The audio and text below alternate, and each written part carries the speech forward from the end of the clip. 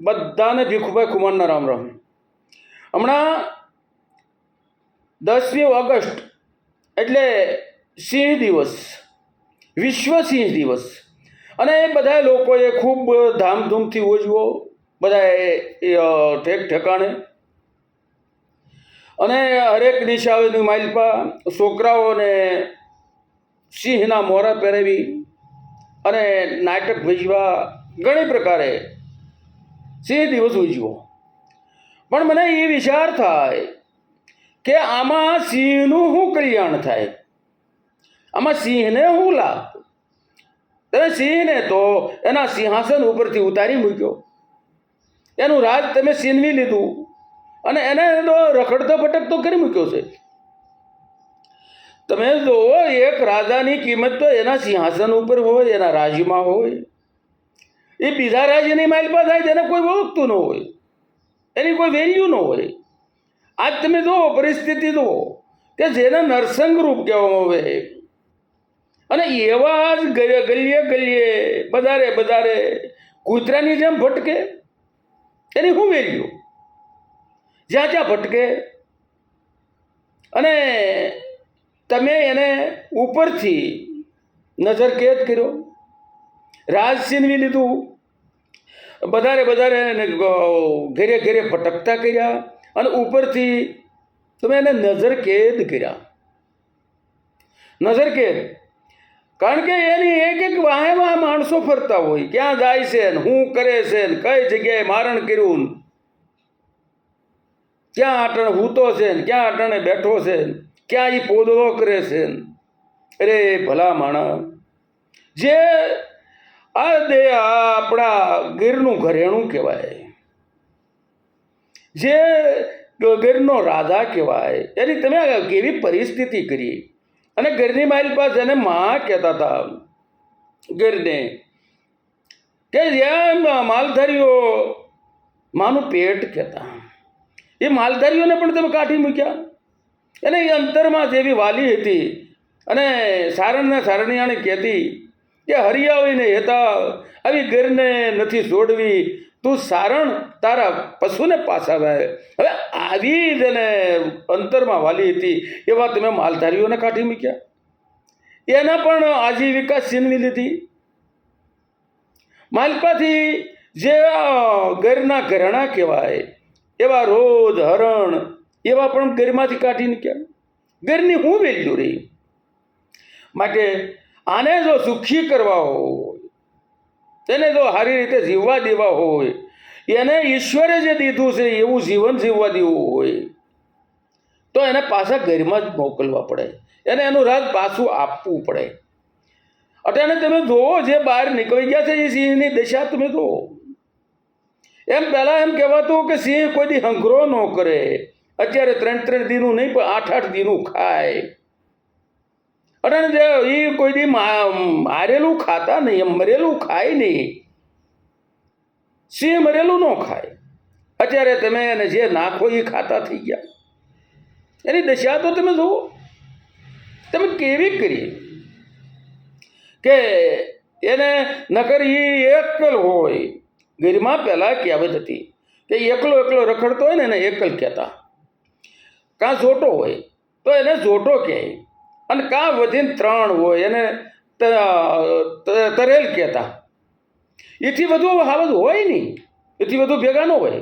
અને અત્યારે તમે જુઓ 18-18, 20-20 હાવજ ના ટોળા હોય ન હોય. પણ એની પ્રકૃતિ ભૂલી ગયા, કારણ કે તમે એને એના રાજ્યમાંથી જ કાઢી મૂક્યા છે. એ રાજા જ નથી, તમે એને રાજા મટાડી દીધા અને તમે સામાન્ય બનાવી દીધા. કારણ કે આ એનું રાજ નથી. જ્યાં ત્યાં ભટકવું એ એની ખાનદાનીમાં ન આવે, એના લોહીમાં ન આવે, એને તમે ભટકતા કરી દીધા. તમે જો એને ત્યાં મૂકો, અને માલધારીઓને પણ જો પાછા માલ લઈ જાય અને એને ત્યાં સારવાર નહીં મળે, તો પશુઓનું પણ ભરણ પોષણ થાય, માલધારીઓનું પણ ભરણ પોષણ થાય, અને જે ગીરનો રાજા છે એ રાજા તરીકે જીવન જીવી શકે, અને મુક્તપણે જીવન જીવી શકે. અત્યારે જે નજરકેદ છે એમ નહીં, મુક્તપણે જીવન જીવી શકે. અને રોજ અને હરણને પણ જો એની માલપા મૂકવામાં આવે, ત્યાં લઈ જવામાં આવે, તો ખેડૂતોનું કલ્યાણ થાય, હાવજોનું પણ કલ્યાણ થાય. અને ખેડૂતો જે આ હવજને અવનવા બનાવો બનતા હોય એ કોઈ બનાવતા નથી. કોઈને એવું શોખ નથી કે જેલમાં જવું પડે, કોઈને કાંઈ એને મારી નાખવા નથી, કોઈને કાંઈ કરવું નથી, પણ પોતાની આજીવિકા હાટુથી એ પોતે કાંઈ શોટ મૂકતા હોય કે તાર બાંધતા હોય કે જે કાંઈ કરતા હોય એ એના આજીવિકા હાટું કરે છે. અને જો એની મારી પાસે રોજ ઘરી જાય તો પોતે આખા વરસની કમાણી ખોઈ બે, સામું વરસ કેમ લાવવું? એ બીકને હિસાબે આ બધા કરતા હોય. અને એની મારી પાસે તમારા જનાવર અને ઘટિત ઘટના ઘટે, ક્યારેક શોર્ટથી મરી જાય, ક્યારેક ટ્રેનની માઇલ પર આવીને મરી જાય, એવા બનાવો બનતા હોય. એ જો ઘરમાં મૂક્યા હોય તો એ બનાવ બનતા અટકી જાય. એ બનાવો બનતા અટકી જાય. ખેડૂતોને જો હરણ અને રોજ અને હાવજ ન હોય તો ખેડૂતો પણ ડબલ ઉત્પાદન લઈ શકે અને એને પણ કાયમને શાંતિથી નીંદર લઈ શકે. આ તો રાતથી ખેતર ઊભું રહેવું પડે અને રખોપા કરવા પડે, ઓલું રાત દિવસ ઊભું ન રહેવું પડે. અને બીજી વાત એટલે શહેરની માઇલમાં પણ અટાણે એક દેખારો, શહેરમાં નહીં પણ અત્યારે તો ગામડાઓમાં પણ ઘણો મોટો દેખારો જે સીડ્યો છે એ છે રેઢિયાર માલનો. રેઢિયાર માલ, રેઢિયાર એટલે ગાવું ને ખૂટિયા જાતો પાક છે. અને એની માઇલમાં 10% જ રેઢિયાર હોય, 90% ઘરઘરાવ હોય. પણ આ તો હાલે છે, બધાયનું હાલે છે. એટલે સવારે કાઢી મૂકતા હોય અથવા ગાવુંને કાઢી મૂકે અને ધ્યાનમાં રાખે. જ્યારે એ વેતર ઉપર આવે તો એ લઈ જાય અને સવારે કાઢીને હાથે દોવા હાટું લઈ જાય, એવી રીતે રાખતા હોય. કારણ કે એનું હાલે છે. પણ જો આગળ એને પકડી અને એને ગરીમાં મૂકવામાં આવે, જો ગરીમાં મૂકવામાં આવે તો એનું ભરણ પોષણ પણ થાય. અને જે અકસ્માતો થાય છે એ અકસ્માતો ન થાય. અને જે ઘરઘરાવ છોડી મૂકે છે એ મુકતા બંધ થઈ જાય. કારણ કે એને ખબર પડી જાય કે આવડા આગળ જૂટા મૂકશું, 1 દી 2 દી 3જો દી રખડતું કોઈ ભાવ છે એટલે એને પકડીને લઈ જાય.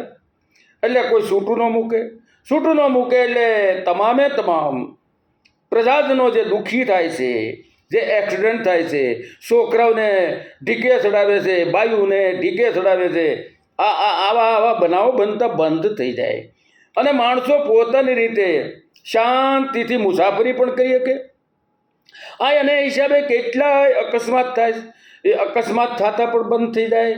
તો આ જો આવું કર્યું હોય તો તમામ સુખી થાય. કારણ કે બધા એની પાછળ દુઃખી થાય છે.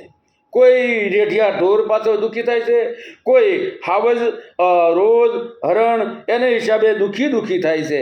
તો આમાં હાવજને જો એના રાજની માઇલ પર મૂકવામાં આવે તો બધા સુખી થાય. અને કહેવત એવી છે ને કે ઘરેણું જે જગ્યાએ શોભતું હોય ત્યાં શોભે, ઘરેણું જે જગ્યાએ શોભતું હોય ત્યાં શોભે. આ ઘરેણું છે એમાં કોઈ શંકાને સ્થાન નથી. આ નવલખો હાર છે, પણ એ ઘરનો હાર છે, એ ગામડાનો નથી. એ જ્યાં ત્યાં ભટકતો એમાં એ ઘરેણું ન્યાનું નથી, એ ઘરનું ઘરેણું છે અને ઘરમાં જ શોભે. તમે જો નાકમાં પહેરવાનો દાણો હોય એને પગે પહેરાય, પગની સાંજરી નાકમાં પહેરાય. તમારે જે ડોકનો હાર છે એને પગે બંધાય, એને ડોકમાં પહેરો તો જ સારો લાગે. નાકનો દાણો નાકમાં જ સારો લાગે, ઝાંઝરી પગની પગમાં જ સારી લાગે. આ ગીરનું ઘરેણું છે એ ગીરમાં સારું લાગે, બીજે સારું ન લાગે. અને જો આ મારી વાત, આ જે કોઈ તમે સાંભળો છો એને મારી વાત જો હાચી લાગી હોય, મારી વાતમાં કંઈ તકતો હોય તો તમે શેર કરજો અથવા વધુમાં વધુ શેર કરજો. કારણ કે જો કોઈ પણ ના વાત મગજમાં વાત બેહે અને આ રાજકીય માણસના મગજમાં વાત બેહે અને આ માયલું હું બોલ્યો એમાંથી થોડું ઘણું પણ થાય તો ઘણા લોકોનું કલ્યાણ થાય. માટે આ જે 10 તારીખ જે સિંહ દિવસ એ દિવસ બદલ બધાને ઝાઝા કરીને સિંહના જય શ્રી રામ.